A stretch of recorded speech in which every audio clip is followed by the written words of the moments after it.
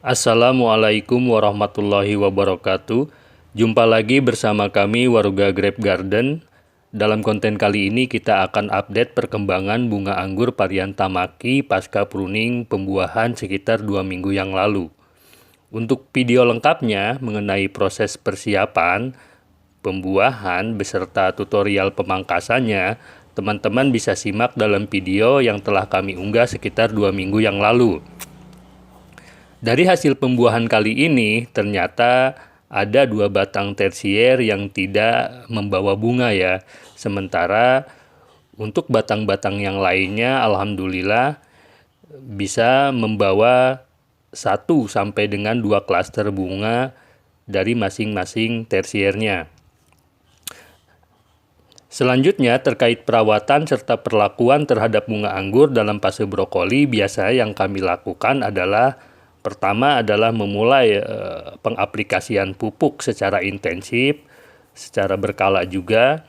Kemudian pemberian asam humat dan asam amino, jangan lupa.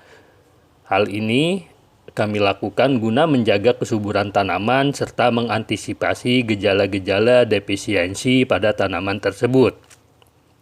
Perawatan lainnya yang tak kalah penting adalah intensi penyepraian baik fungisida maupun insektisida secara berkala dengan bahan aktif dan cara kerja yang berbeda. Hal ini wajib dilakukan demi menjaga terhadap kemungkinan infeksi hama supaya kualitas beri ke depan dapat berkembang secara optimal ya. Namun pengaplikasian dan pemberian insektisida dan fungisida tersebut sebaiknya dihentikan menjelang atau mendekati polinasi atau mendekati penyerbukan serta pada saat penyerbukan berjalan ya. Sebaiknya dihentikan dulu. Untuk perlakuan lainnya, jangan lupa teman-teman mengaplikasikan hormon gibberellin atau GA3 pada fase brokoli seperti ini. Tujuan dari pemberian GA3 pada fase seperti ini adalah untuk menambah ukuran malai atau tandan buah supaya beri-beri ke depan tidak saling berdesakan. Mengenai dosis GA3 khusus untuk tanaman anggur, sepengetahuan kami semua mereknya yaitu sama ya, sekitar 20 sampai dengan 25 ppm. Akan tetapi, untuk konsentrasi terhadap larutannya, setiap merek akan berbeda rasio perbandingannya. Contoh, Mr. G yang kami gunakan kali ini dalam kemasan 1 tetes sama dengan 5 ppm. Untuk mendapatkan 25 ppm, maka diperlukan sekitar 5 tetes yang dilarutkan dalam 1 liter air. Namun, berhubung kami hanya membutuhkan sedikit dengan konsentrasi air hanya sekitar 400 ml, maka untuk Mr. G-nya cukup hanya 2 tetes saja ya. Itu pun sisanya akan kami aplikasikan untuk beri-beri anggur varian lain yang secara kebetulan berdiameter sekitar 6 ml. Artinya, apabila teman-teman hanya membutuhkan sedikit saja, contohnya untuk pengaplikasian brokoli saja gitu ya, hanya dalam 1 pohon, teman-teman cukup melarutkan 1 tetes Mr. G ini dalam 200 sampai dengan 200 ml air saja. Sebagai informasi tambahan mengenai timing beserta momen aplikasi GA3, biasa kami lakukan dalam 4 fase. Yang pertama pada saat fase brokoli seperti kali ini. Untuk pencelupannya pada fase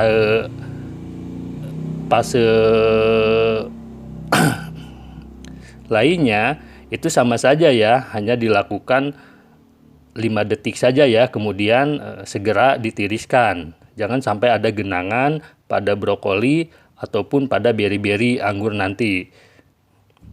Kemudian pada fase yang kedua dilanjutkan pada saat bunga telah mekar atau pasca polinasi ya, dengan indikasi beri-beri mulai terbentuk sekitar 1 mili.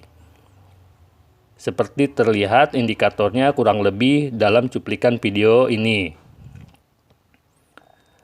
Adapun aplikasi GA3 pasca mekar bertujuan merontokkan sebagian beri-beri anggur supaya kuantitasnya berkurang dan tidak berdesakan untuk beri-beri ke depannya.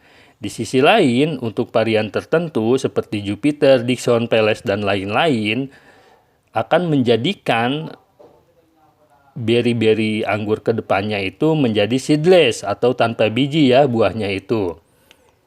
Lanjut ke fase berikutnya, yaitu fase beri anggur dengan size ukuran sekitar 3 sampai dengan 5 mili.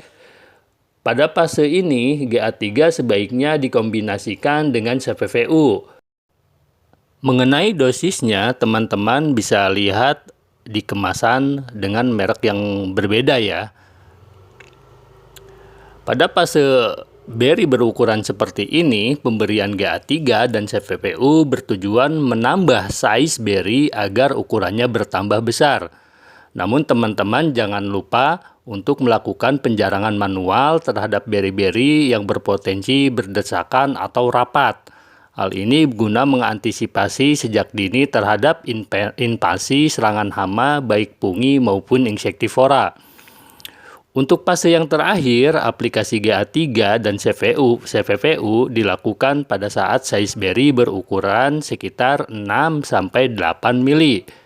Tujuannya sama seperti fase yang ketiga, yaitu guna menambah ukuran beri atau buah anggur menjadi lebih besar. Yang terakhir, mengenai kapan waktu pengaplikasian GA3 tersebut, biasanya kami melakukan aplikasi hormon tersebut pada saat sore atau sekitar pukul 3 atau 4 ya, pukul 4.